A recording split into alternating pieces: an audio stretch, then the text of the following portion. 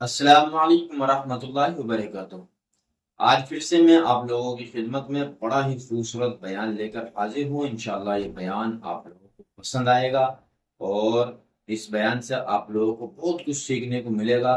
آئیے چلتے ہیں بیان کی طرف، میں بھی آپ لوگوں کے ساتھ بیان سنتا ہوں۔ کھڑے ہو کے اس سفیر نے کہا تھا، کہتا عمر کو دیکھ کے آج یہ بات سمجھ میں آ گئی کہ بڑے بڑے تختوں پر بیٹھنے والے اس سے ڈرتے کیوں ہیں۔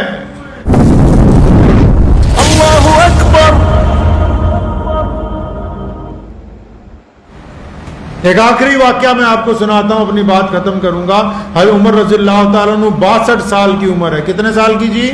62 سال کی عمر میں ایک دن اپنے گھر پہنچے، رات کا پہلا پہر ہے، اچانک اٹھ کے بیٹھ گئے، رونے لگے، اور ان کی بیوی دوسرے کمرے میں تھی۔ اس نے اپنے بیٹے کو آواز ماری کہ جاؤ تمہارے ابا کو کیا تکلیف ہوگی، جا کے پوچھو۔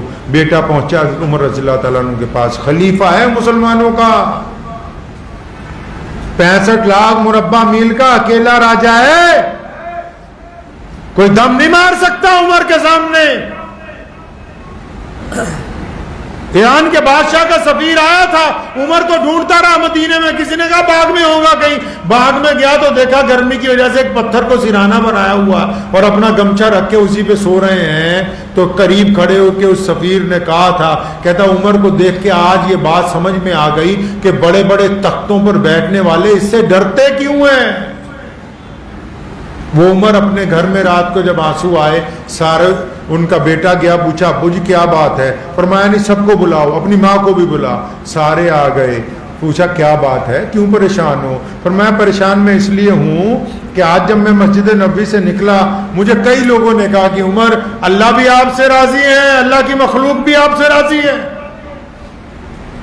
اللہ بھی راضی، اللہ کے بندے بھی آپ سے راضی ہیں، آپ تو کام اتنے اچھے کر رہے ہیں، بیواؤں کو کھانا پہنچاتے ہیں، یتیموں کی خبر گیری کرتے ہیں، بیماروں کا آپ علاج کراتے ہیں، ظلم کرنے والوں کا آپ خاتمہ کرتے ہیں، آپ لوگوں کے لیے نئی نئی چیزیں بنا رہے ہیں، آپ سے تو اللہ بھی راضی ہے، اللہ کے بندے بھی راضی ہیں۔ فرمایا اس وقت سے بڑا پریشان ہوں، بڑا دل دکھ رہا ہے کہ اللہ بھی راضی ہے، اللہ کے بندے بھی راضی ہیں۔ تو میرے دل میں خیال آیا عمر کیا تیرے گھر والے بھی تجھ سے راضی ہیں کہ نہیں؟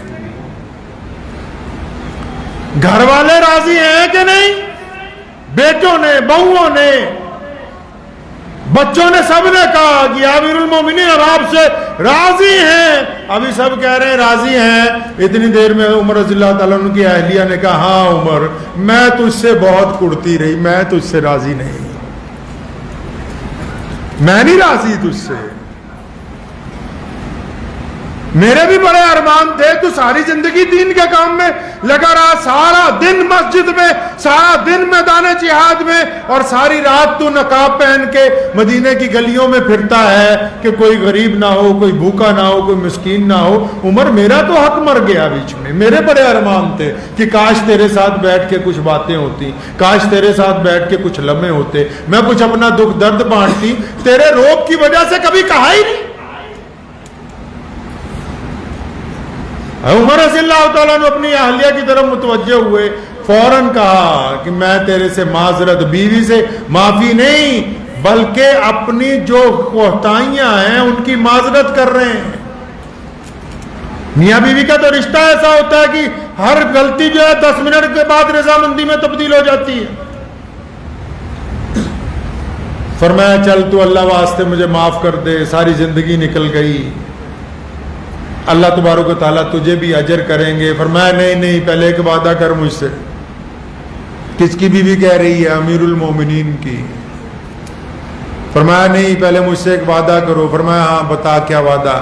فرمایا کہ کل قیامت کے دن جب اللہ تعالیٰ تجھے جنت میں بھیجیں گے، جب اللہ تیرے حق میں فیصلہ کر دیں گے، عشرہ مبشرہ میں سے ہیں عمر رضی اللہ تعالیٰ عنہ، فرمایا جب وہ تیرے لیے فیصلہ کریں گے میرا ہاتھ پکڑ لیے ساتھ میں اور میری سفارش کرنی ہے اللہ کے سامنے کہ میری اہلیہ کو جنت میں ساتھ میں جانے دو۔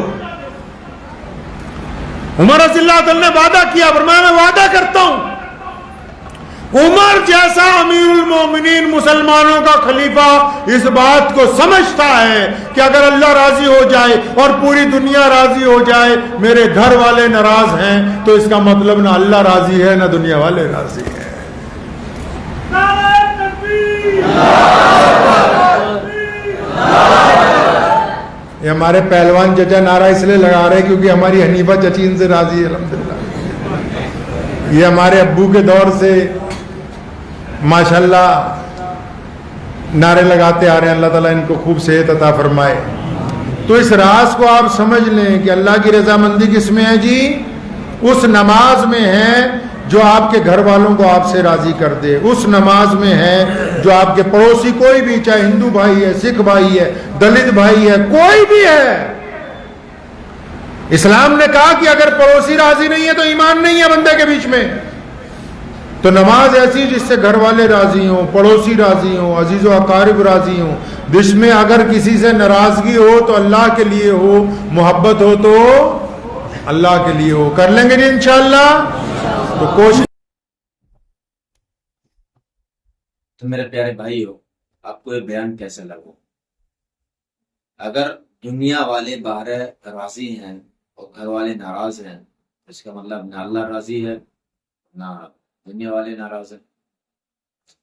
تو اپنے گھر والوں کا سب خیال رکھے. اگر کسی میں کوئی من مٹاؤ ہے تو اسے درگزر کریں اللہ کے لیے، اللہ کے لیے اسے درگزر کریں. اب دیجیے اجازت، ملتا ہوں انشاءاللہ اگلی ویڈیو میں. السلام علیکم ورحمۃ اللہ.